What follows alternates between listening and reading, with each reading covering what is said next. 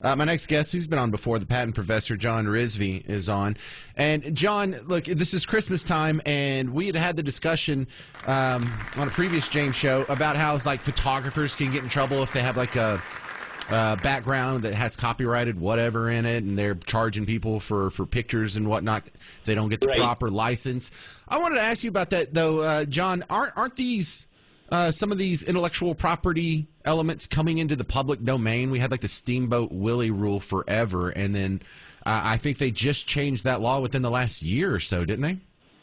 They did. The Steamboat Willie version of Mickey Mouse is now in the public domain as of January. Wait. We should stop. Explain the Steamboat Willie rule as it previously existed for the people who didn't hear our previous show. Yeah, so, when I say Mickey Mouse is in the public domain, there's a huge uproar. So it's not the current version of Mickey Mouse that everyone thinks of with the white gloves and the red shorts and everything else. It's the original Mickey Mouse that was in the film Steamboat Willie, the black and white version that has gone into the public domain. And is now freely available for anyone as of January 1st, 2024. So about a year now. Yeah, so for my entire life, when it was explained to me in college, our intellectual property laws were based on Steamboat Willie. And that happened because the original rule, it was supposed to be, for like 5 years or 19 years or something slow. But then Disney kept getting the law extended because they didn't want to lose the exclusivity to that character. And then eventually they just, pulled up the drawbridge and said, we're going to stop fighting this. I never got the explanation on why they stopped fighting it.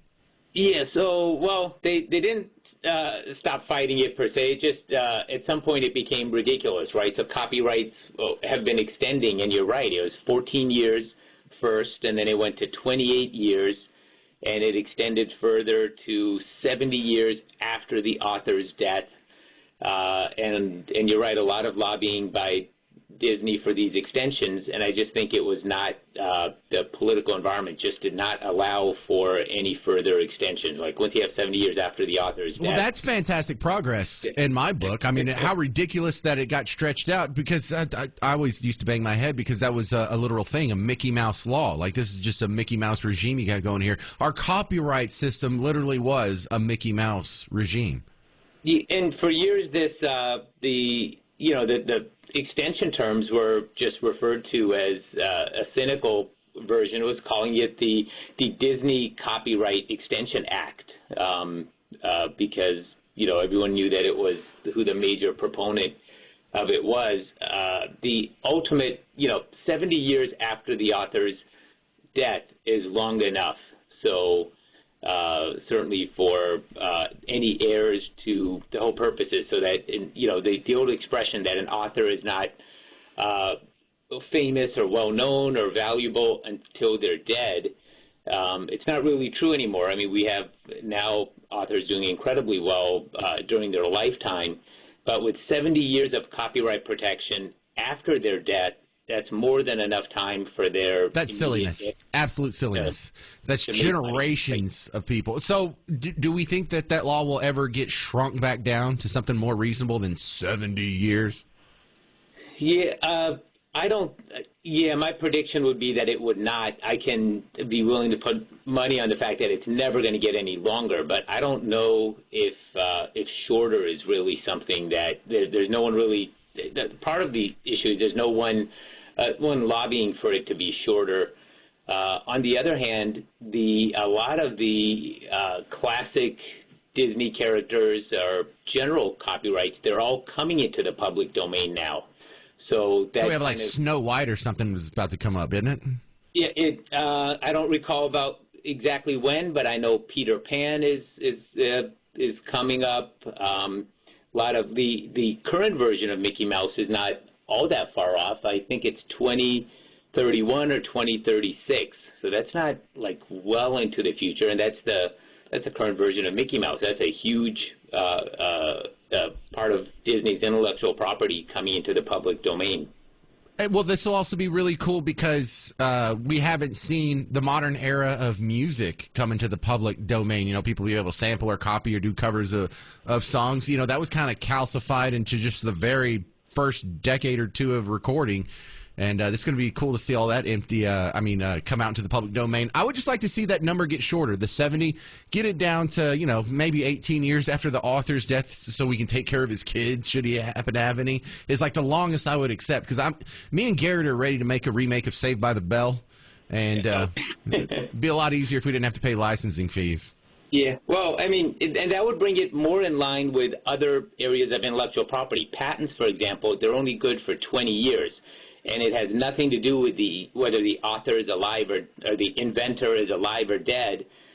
You file for a patent, you have it issued. It's good for 20 years. Period. Doesn't matter if the author lives agreed. 50 years. Is there any way we could get that passed into law? Is there any stomach for that, or anyone even talking about that? I don't hear much about that at all. Yeah. So you mean to bring copyrights more in line with patents? And it's not a very sexy line of work you're in there, being a patent professor, John.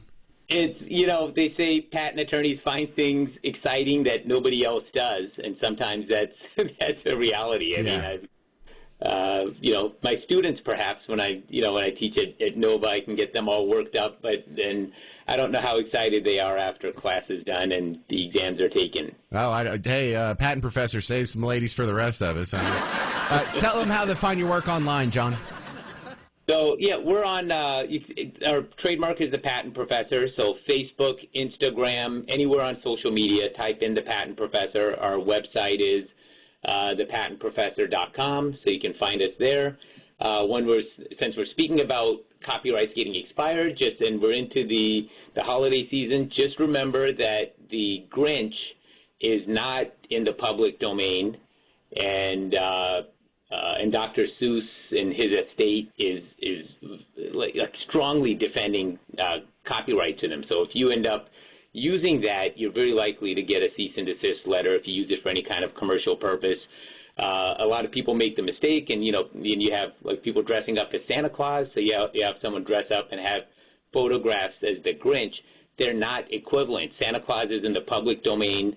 The Grinch, on the other hand, is a copyright owned by the estate of Dr. Seuss. So isn't this correct, patent professor? If you were within the licensing period of Santa Claus, you would be having to pay that fee to the Coca-Cola company. Didn't they have the original intellectual property on the Santa that we have today with the red suit and the white trim? No, but they do have copyrights to their version, which is slightly different. But part of the reason why there's no copyright on Santa Claus is that nobody can trace the origin to a single author, right? There's just not been able to trace it. And even if they could, it goes so far back that even under the crazy 70 years after the author's lifetime rule, it's expired and it's in the public domain. Whereas The Grinch That Stole Christmas was a book published in 1957, so it's still under copyright protection. And a lot of people ask, well, how come Jim Carrey got to make the movie The Grinch That Stole Christmas? They paid the licensing fee, right? Exactly. Universal Pictures obtained a license, and I don't know how much they paid, but they certainly paid a pretty penny for the licensing fees. So if you haven't paid licensing fees, you want to be really careful. Especially, and we have a lot of artists using the Grinch and selling products on Etsy and online. You just want to be careful. Like if you don't have a license, you're certainly subjecting yourself to a cease and desist letter and possibly even a lawsuit for that. Yeah, well, the original St. Nicholas passed away in like the 300s or something, so I don't think he's going to be enforcing any patents on the original St. Nick. John Rizvi, thanks for your time again. Thepatentprofessor.com. Thank you, sir. First, thank you.